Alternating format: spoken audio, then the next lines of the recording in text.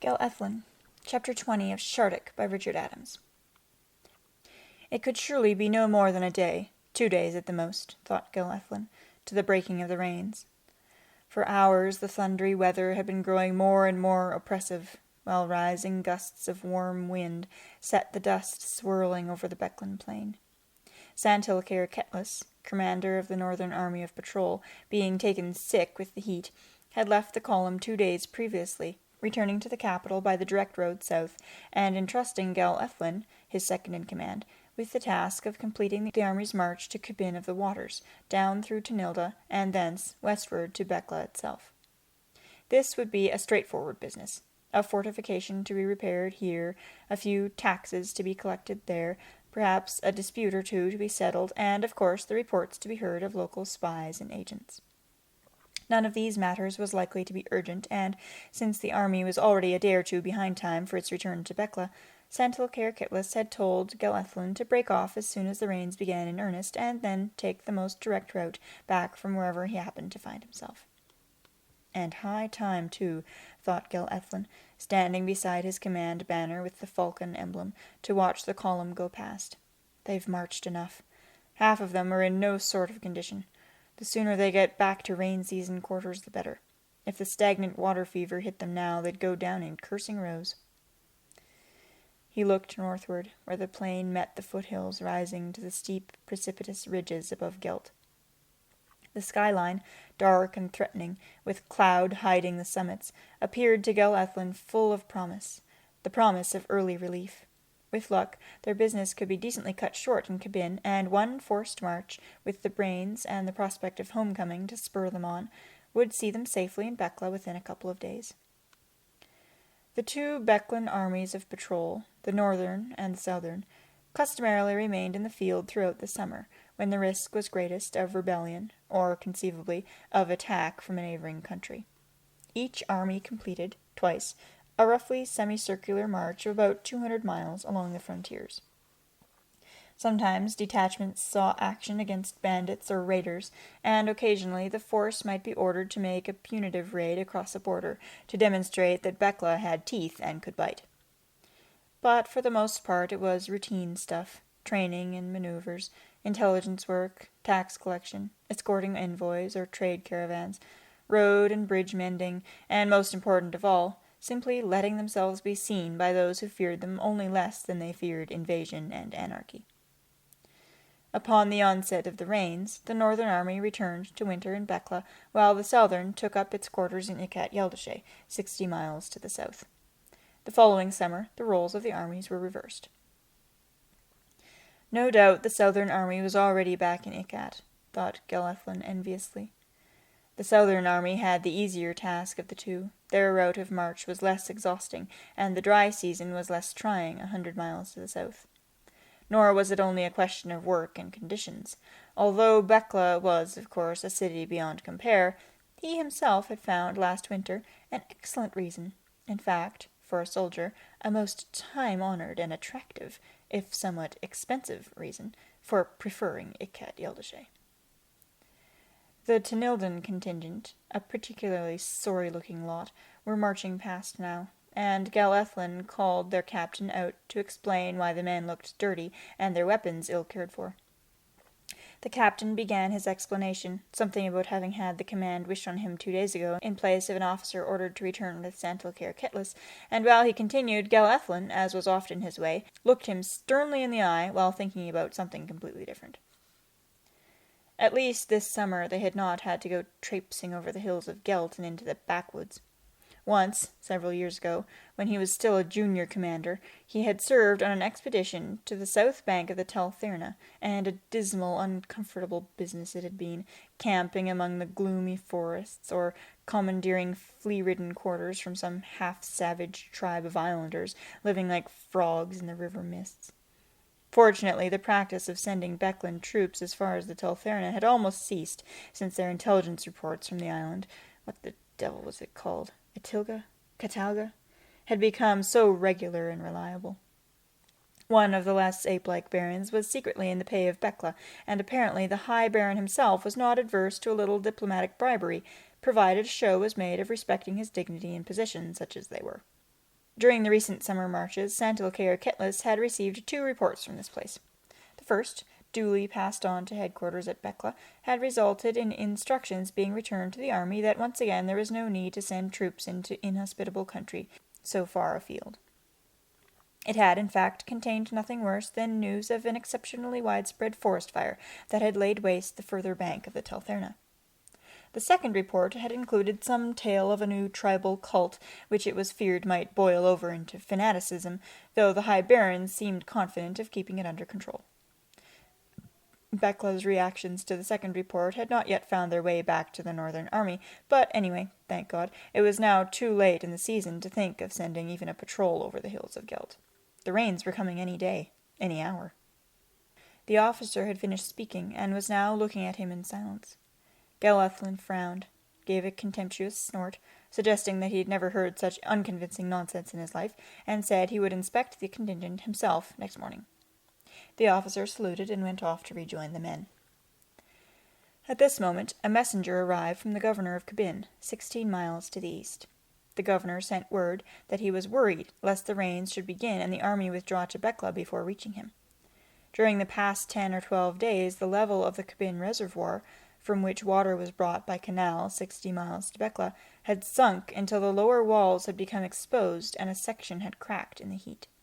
If a disaster were to be prevented, the repair work ought to be carried out at once, before the rains raised the level again, but to complete the job in a matter of a day or 2 was beyond local resources. Gel-Ethlin could recognize an emergency when he was faced with one. He sent at once for his most reliable senior officer, and also for a certain Captain Hanglat, a foreigner from Tyrconnell, who knew more than anyone in the army about bridges, dams, and soil movement. As soon as they appeared, he told them what had happened and gave them a free hand to select the fittest troops, up to half the total strength, for a forced march to Kabin that night. As soon as possible after getting there, they were to make a start on repairing the reservoir. He himself, with the rest of the men, would join them before evening of the following day. By late afternoon they were gone, the soldiers grumbling, but at least not mutinous. There was a good deal of limping, and their pace was slow. Still, that was less worrying than the thought of the probable condition they would be in when they got to Kabin. Presumably, however, Hanglat would need a few hours to survey the reservoir and decide what needed to be done, and this in itself would give them some rest. At any rate, he, Gel-Ethlin, could hardly be criticized by headquarters in Bekla for the way he had gone about the matter. As night fell, he went the rounds of the sentries and bivouacs, a shorter task than usual, with his command down to half strength, heard the casualty reports, and authorized a handful of genuinely sick men to be sent back to Bekla by ox cart, ate his supper, played 3 games of worry with his staff captain, at which he lost 15 meld, and went to bed. The following morning he was up so early that he had the satisfaction of rousing some of his officers in person. But the low spirits of the men gave him much less satisfaction. The news had got round that they were in for not only a forced march to Kabin, rains or no rains, but also for plenty of work when they got there. Even the best troops are apt to take it hard when ordered to do something arduous, after having been led to believe that their work is virtually finished, and Gel-Ethlin had deliberately retained his second best. Himself a sturdy, energetic man, staunch in adversity, he could hardly contain his annoyance at the stupidity of the soldiers in being unable to realize the serious nature of the news from Kabin. It was only with difficulty that 3 or 4 of his senior officers were able to convince him that it was hardly to be expected that they would. "It's a curious thing, sir," said Capera, a leathery 55-year-old who had survived a lifetime's campaigning and prudently turned all the loot that had stuck to his fingers into farmland on the borders of Sarkid. "It's always struck me as a curious thing that when you're asking men to give a little extra, the amount they're genuinely able to give depends on the reason. If it's defending their homes, for instance, or fighting for what they believe is theirs by right, they'll find themselves able to do almost anything. In fact, if it's a matter of any sort of fighting, they're nearly always able to give a good deal. They can understand that, you see, and no one wants his mates to think he's a coward, or that he dropped out while they went on. Those kinds of thoughts are like keys to a secret armory. A man doesn't know what he's got inside until the key opens it. But to repair the reservoir at Kabin, no, they can't grasp the importance of that, so it's a key that doesn't fit the lock. It's not won't, sir, it's can't, you know." The camp had been struck. The columns were drawn up ready to march, and the pickets, who had been fed and inspected at their posts, were being called in last of all, when the guard commander brought in a limping, blood-stained hillman. He was little more than a boy, open-mouthed and wide-eyed, staring about him and continually raising one hand to his mouth as he licked the bleeding gash across his knuckles.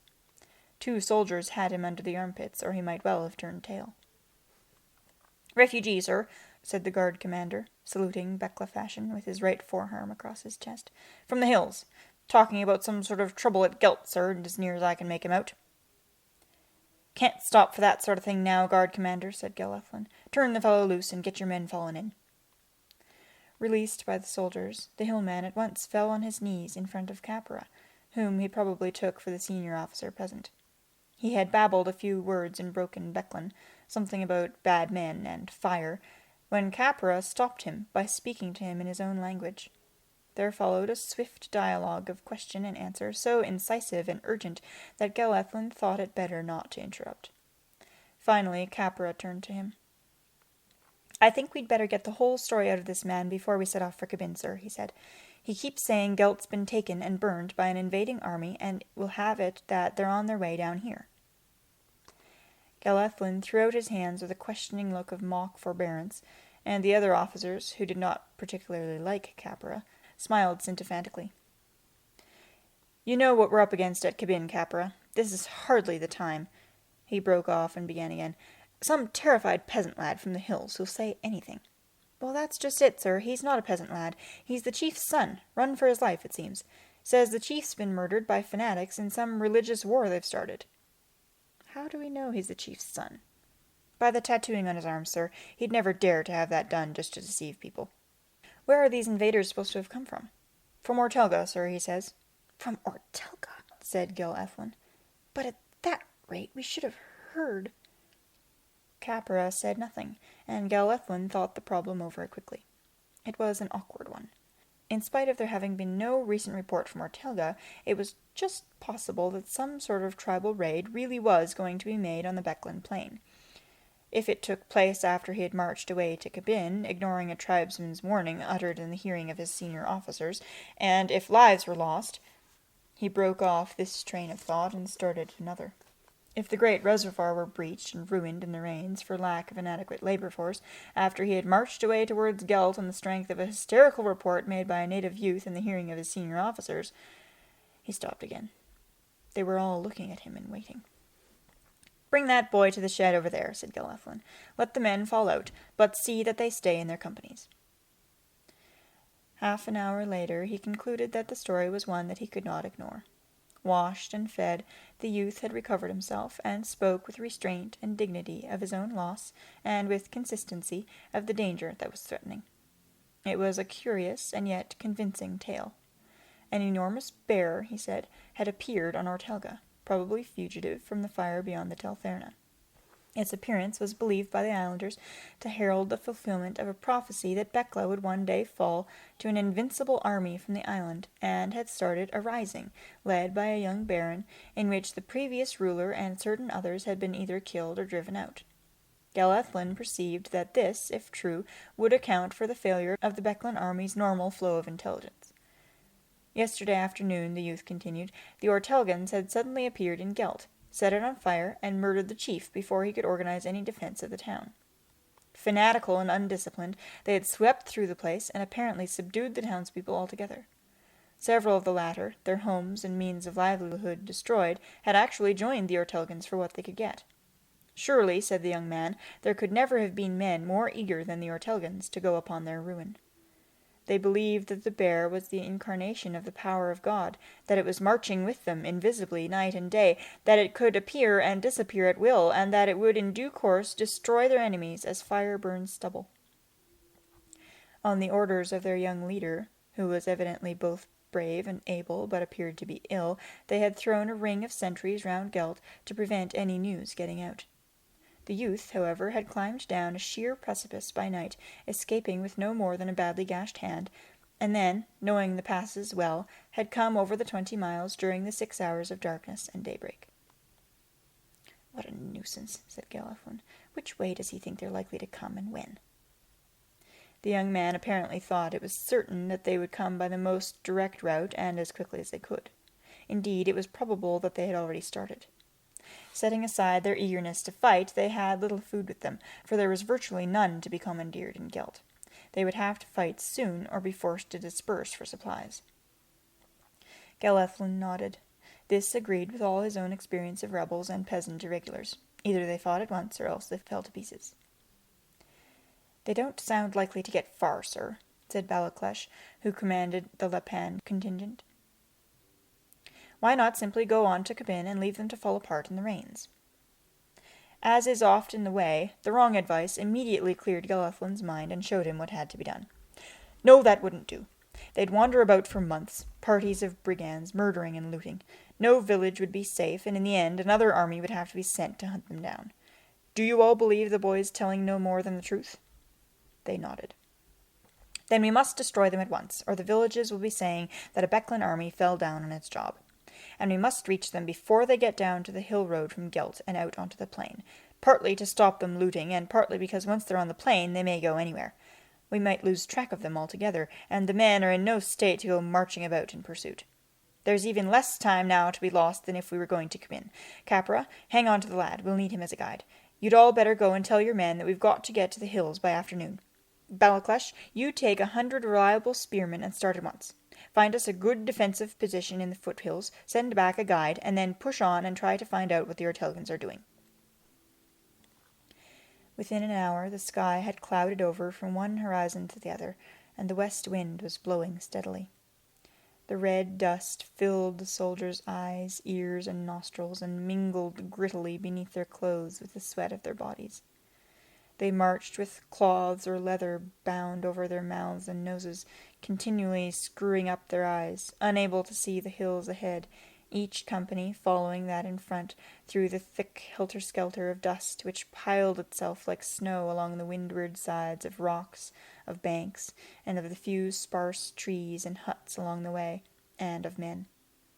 It got into the rations and even into the wineskins. Gel-Ethlin marched behind the column on the leeward flank, whence he could check the stragglers and keep them in some sort of order. After 2 hours he called a halt and reformed the column in echelon, so that when they set out again each company was marching downwind of that immediately behind it. This, however, did little to relieve their discomfort, which was due less to the dust they raised themselves than to the storm blowing over the whole plain. Their pace diminished, and it was not until a good 3 hours after noon that the leading company reached the edge of the plain, and, having reconnoitred 1/2 a mile in either direction, found the road to Gelt, where it wound up through the myrtle and cypress groves on the lower slopes. About 1,000 feet above the plain the road reached a level green spot, where the ghost of a waterfall trickled down into a rock pool, and here, as they came up, the successive companies fell out, drank, and lay down in the grass. Looking back, they could see the dust storm on the plain below, and their spirits rose to think that at least one misery was left behind. Gel-Ethlin, grudging the delay, urged his officers to get them on their feet again. The afternoon had set in dark, and the wind over the plain was dropping. They stumbled on wearily, their footsteps, the clink of their arms, and the occasional shouts of orders echoing from the crags about them. It was not long before they came to a narrow gorge, where 2 officers of the advance party were awaiting them. Balaklesh, the officers reported, had found an excellent defensive position about a mile further up the road, beyond the mouth of the gorge, and his scouts had been out ahead of it for more than an hour. Gel-Ethlin went forward to meet him and see the position for himself.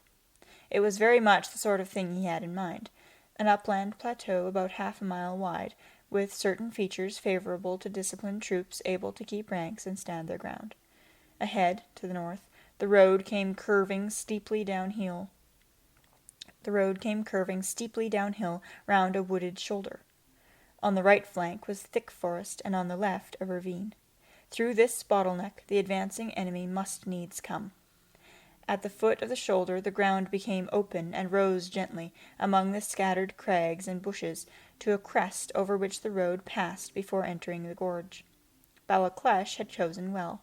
With the crags as natural defensive points, and the slope in their favor, troops in position would take a great deal of dislodging, and it would be extremely difficult for the enemy to fight their way as far as the crest. Yet, unless they did so, they could not hope to pursue their march down to the plain. Gel-Ethlin drew up his line on the open slope, with the road running at right angles through his center. There would be no need for his weary men to break ranks or advance until the enemy had shattered themselves against his front. Under the still thickening clouds, the lowest vapors of which were swirling close above them, they waited on through the clammy twilight afternoon. From time to time there were rolls of thunder, and once lightning struck in the ravine half a mile away, leaving a long red streak like a wheel down the grey rock. Somehow the men had got wind of the magic bear. The Yeldashay spearmen had already produced a doggerel ballad about its hyperbolical and increasingly ribald exploits, while at the other end of the line some regimental buffoon seized his chance, capering and growling in an old ox-hide, with arrowheads for claws on his fingers' ends. At last Gel-Ethlin, from his command post on the road halfway down the slope, caught sight of the scouts returning down the hill among the trees. Balaklesh, running, reached him quickly. They had, he reported, come very suddenly upon the Ortelgans, who were advancing so fast that they themselves, already tired, had barely been able to get back ahead of them. As he spoke, Gel-Ethlin and those about him could hear, from the woods above, the growing hubbub and clatter of the approaching rabble. With a last word about the supreme importance of not breaking ranks until ordered, he dismissed his officers to their posts. Waiting, he heard drops of rain beating on his helmet, but at first could feel none on his outstretched hand. Then, filling all the distance, an undulating gauze of rain came billowing over the edge of the ravine from the left. A moment later the view below became blurred, and a kind of growling sigh rose from the lines of soldiers on either side. Gel-Ethlin took half a dozen steps forward, as though to see better through the moving mist of rain. As he did so, a band of shaggy-haired men, half savage in appearance, and carrying various weapons, came tramping together round the curve of the road below, and stopped dead at the sight of the Becklin army confronting them.